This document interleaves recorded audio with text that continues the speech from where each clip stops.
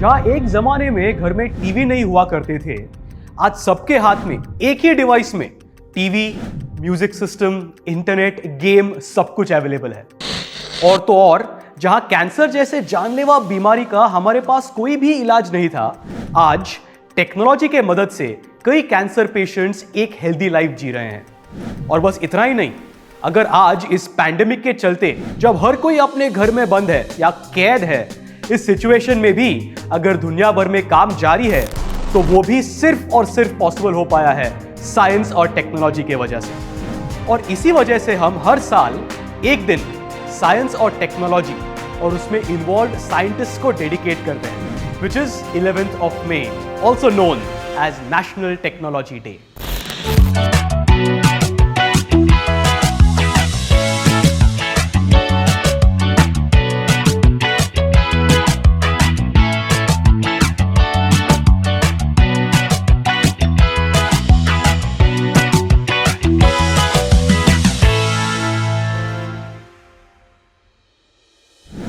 Hello mind warriors, आज है 11th of May, यानी इंडियाज नेशनल टेक्नोलॉजी डे। आज के दिन हम हमारे साइंटिस्ट्स के ग्लोरीफाइंग अचीवमेंट्स को सेलिब्रेट करते हैं और साथ ही अपकमिंग जनरेशंस को टेक्नोलॉजिकल एडवांसमेंट्स के लिए मोटिवेट भी करते हैं। पर अब आप सोच रहे होंगे कि 11th May ही क्यों?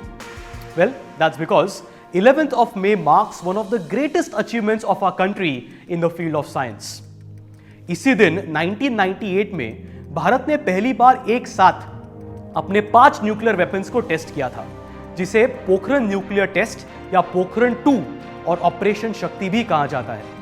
इस टेस्ट के बाद अटल बिहारी वाजपेयी, जो उस वक्त भारत के प्रधानमंत्री थे, उन्होंने भारत को एक फुल फ्लेज्ड न्यूक्लियर कंट्री ऐलान किया। ठीक एक साल बाद 11th May 1999 को फिर से हमारे देश के साइंटिस्ट्स ने हमारे देश की शान बढ़ाई, जब भारत ने अपना पहला इंडिजीनियस एयरक्राफ्ट हंसा 3 को सक्सेसफुली टेस्ट किया। But this wasn't easy. It took years and many scientists to accomplish this. इसके अलावा पोखरण 1 के टेस्ट के बाद पूरी दुनिया ने भारत को मानो बॉयकॉट ही कर लिया था, जिसकी वजह से यह अचीवमेंट भारत के लिए और स्पेशल बन गया। पोखरण 1, जिसे ऑपरेशन स्माइलिंग बुद्धा भी कहा जाता है, उसमें भारत ने 18th May 1974 को अपना पहला न्यूक्लियर बॉम्ब टेस्ट किया था, जिसके बाद भारत को दूसरे देशों से काफी ऑपोजिशन का सामना करना पड़ा। France, Germany, Italy, Japan, UK और यूएस, जो तब दुनिया के लीडिंग न्यूक्लियर पावर्स हुआ करते थे, उन्होंने भारत के साथ टेक्नोलॉजी शेयर करने पर बैन लगा दिया। This led to a big setback to Indian nuclear ambitions. पर भारत ने हार नहीं मानी और 24 साल की कड़ी मेहनत के बाद 1998 में इंडिया ने खुद अपना पहला न्यूक्लियर मिसाइल बनाया। तब से लेकर आज तक India has evolved as one of the strongest nations when it comes to nuclear power. And based on these achievements, in the year 1999, Atal Bihari Vajpayee ji declared 11th May as the national technology day. पर national technology day सिर्फ भारत के nuclear power achievements को ही celebrate नहीं करता, ये दूसरे technological advancements और innovations को भी प्रेज करता है। Technology development board of India, जो साइंटिफिक रिसर्च, टेक्नोलॉजी और इनोवेशंस को सपोर्ट करता है, नेशनल टेक्नोलॉजी डे के दिन वर्दी इंडिविजुअल्स, लैबोरेटरीज, इंस्टीट्यूशंस और बिजनेसेस को उनके कॉन्ट्रीब्यूशंस के लिए नेशनल अवार्ड से ऑनर करता है। इन अवार्ड्स को भारत के प्रेसिडेंट खुद डिस्ट्रीब्यूट करते हैं, जो कि साइंस एंड टेक्नोलॉजी को इंस्पिरेशन और सपोर्ट प्रदान करने का काम करता है। टेक्नोलॉजी डेवलपमेंट बोर्ड हर साल नेशनल टेक्नोलॉजी डे के लिए एक थीम चूज करती है और वेरियस इवेंट्स ऑर्गेनाइज करती है। For example, in 2020, the year when the pandemic shook the world, the theme was rebooting the economy through science, technology and research translations, also named restart. ये theme pandemic में होने वाली economic और health crisis पर based था, and the aim was to tackle it with technology and research.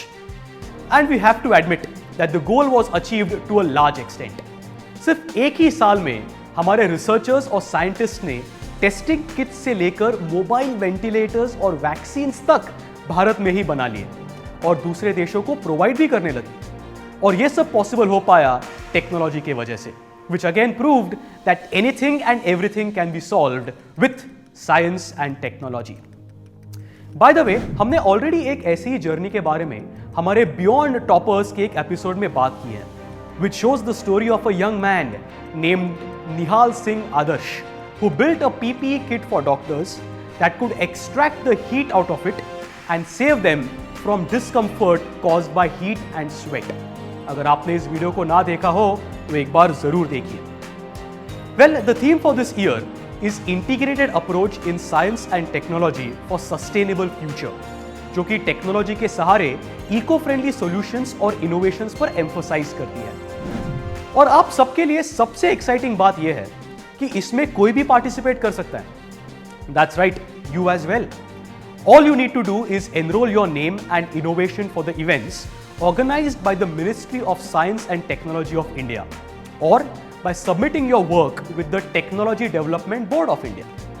इसके अलावा आप various online theme based article writing competitions या फिर ग्लोबल सेमिनार्स में पार्टिसिपेट करके इस साल नेशनल टेक्नोलॉजी डे का हिस्सा बन सकते हैं। So all in all, while the National Technology Day commemorates the nuclear achievements of India, it also aims to spread awareness, inspire youngsters, and support scientists to keep venturing in the field of science and technology.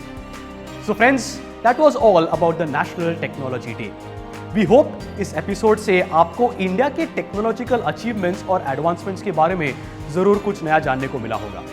सो ऐसे ही और भी कई सारे national और international days के बारे में जानने के लिए देखते रहिए topic for the day only on the mind walls YouTube channel.